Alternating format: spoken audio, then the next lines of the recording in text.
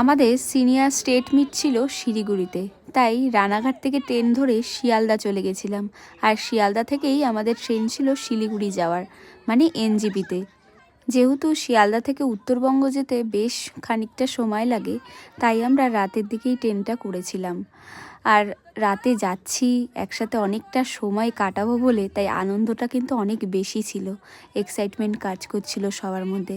আর এবছর শুধু senior women's আর men's টিমই নয়, এবার এই প্রথমবার ভেটারেন্স ওমেন টিম হয়েছিল, মানে এক্স প্লেয়াররা খেলেছিল, যারা অনেক পুরনো আগে খেলতো, ভালো ভালো প্লেয়ার ছিল, মহিলাদের খেলাটা হয়েছিল। তাই আরও খেলাটা বেশি একটু আকর্ষণ হয়ে উঠেছিল। তো আমরা ট্রেনে উঠে গেলাম, রাত হয়ে গেল। আর তারপরেই সকাল হতে না হতেই আমরা চা খেয়ে নিয়েছিলাম। দেখো কত সবাই মজা করে চা খাচ্ছিলাম, কারণ আর একটু পরেই আমরা ট্রেন থেকে নেমে পড়ব, কারণ এনজেপি চলেই এসছে। তো স্টেশনে নেমে সবাই সবাইকে খুঁজে নিচ্ছে টিমগতভাবে, যে senior women's team, veteran team এবং বয়েজ টিমটা। তো যাই হোক, তারপরে ওখান থেকে যেহেতু আমাদের শিলিগুড়ি কলেজ মাঠেই খেলা হবে, তাই আমরা এখান থেকে টেকারে উঠে গেছিলাম। আর এখান থেকেই কিন্তু সিকিম, গ্যাংটক সব কিন্তু গাড়ি করে ট্যুরিস্টভাবে ঘুরতে চলে যাই। সেটাই তোমাদেরকে বলছিলাম।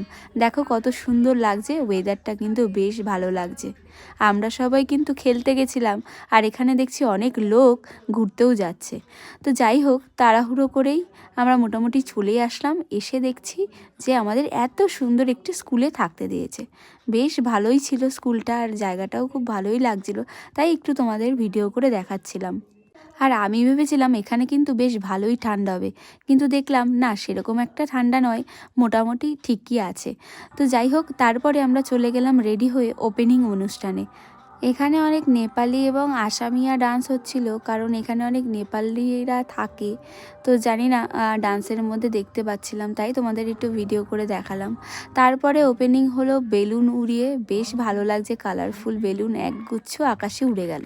তারপরে আমাদের খেলা স্টার্ট হয়ে গেল, আর আমি ছিলাম দলের ক্যাপ্টেন। আমি টসে গেলাম এবং টসে আমরা জয়লাভ করেছিলাম, এবং এই ম্যাচটাও আমরা জিতেছিলাম। যেহেতু আমি খেলছিলাম, তাই পুরো ভিডিও আমার করা সম্ভব হয়নি, আর যতটা পেরেছি তোমাদেরকে দেখানোর চেষ্টা করেছি। আর তোমরা যদি আমার খেলা দেখতে চাও, তাহলে অবশ্যই কমেন্ট করে জানিও, আমি চেষ্টা করব তোমাদের ফুল ভিডিও দেওয়ার। তো ভালো লাগলে অবশ্যই লাইক, কমেন্ট, শেয়ার করো, আর সবাই ভালো থেকো।